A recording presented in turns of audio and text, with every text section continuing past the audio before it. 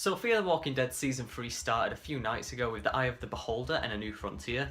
These were two episodes aired on the same night. It was almost like a two-part story. There's lots to talk about. There was a big character death which will get its own separate video which is coming up behind this. Before I start, I want to say sorry for the bad lighting. It'll be fine next time, just recording this quite late. There's so much to talk about. We've got a lot more questions than answers, and has Fear the Walking Dead shot itself in the foot, and this could be it. So much to talk about, so let's get straight into it. So with episode 1 and 2, it really feels like the show has definitely found its place and where it's going to be going in the future. They're going to be talking about some spoilers. We're going to get it out of the way now, so spoiler warning, that's your only chance. Travis died, and I think it's an absolute terrible decision for the show to make. I don't see the story purpose behind it. It ruins the second half of Season 2 of Fear the Walking Dead with Travis and Chris's story, and it makes it redundant. It makes the first episode of Season 3 redundant, and there's no point to it anymore.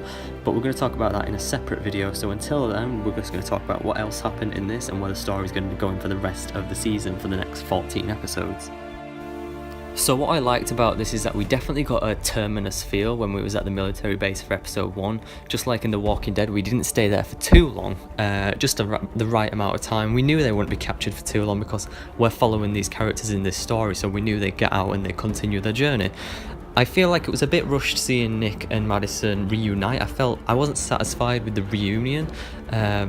It just sort of happened. They'd been gone for a whole half season, and then they just sort of saw each other hugged, and that was it. They just didn't really say about it. I didn't like that Nick didn't say anything about the fact that he was gone for so long.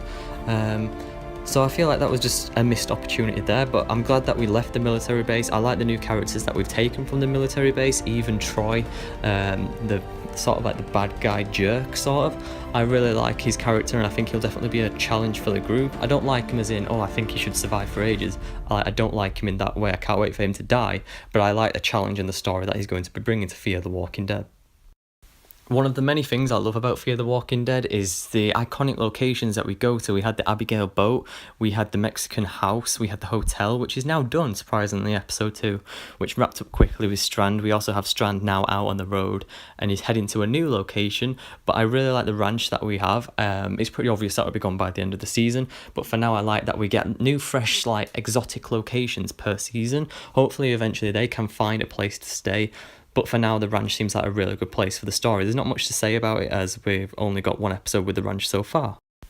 In terms of getting into a deep talk conversation about certain things in the episodes, there's really not that much to go into a deep talk about, just because this feels like a new fresh slate for the Fear the Walking Dead.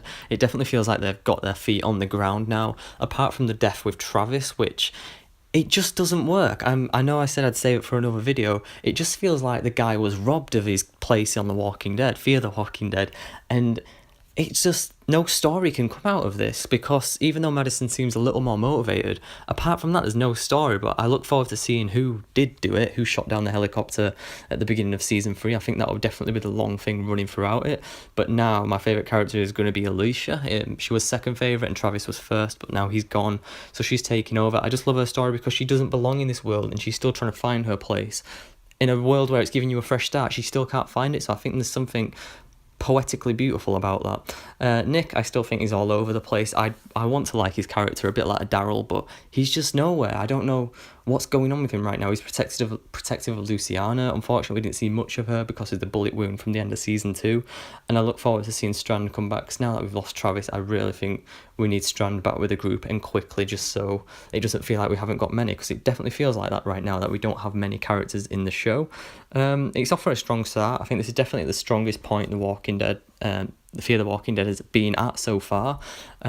Travis went out fighting like a champ. He saved the group, he got them out of there, and the rest of the season is all because of them. A bit like Glenn and Abraham throughout season 7, they were remembered. I really hope Travis is remembered throughout the whole of the third season, at least, of Fear the Walking Dead. So that's about it. Like I said, there was a lot that happened, but there wasn't a lot to talk about, because the moment Travis dies, it sort of dies with him, a lot of the story, so it's now definitely a fresh start. I will be talking about that about Travis in the next video, as I've already said. But yeah, I like the new character. Is he called Connor, Troy's brother? I'm not sure. I think he's going to be good. I think he will definitely be joining the group permanently and make it out this season alive. I'll do a death predictions for that and about the ranch. But yeah, that's about it for this video. Sorry it's a bit rushed. There's just really not much to talk about apart from Travis's death, which is in the next video. So thank you for watching, and there'll be another one next week, and bye.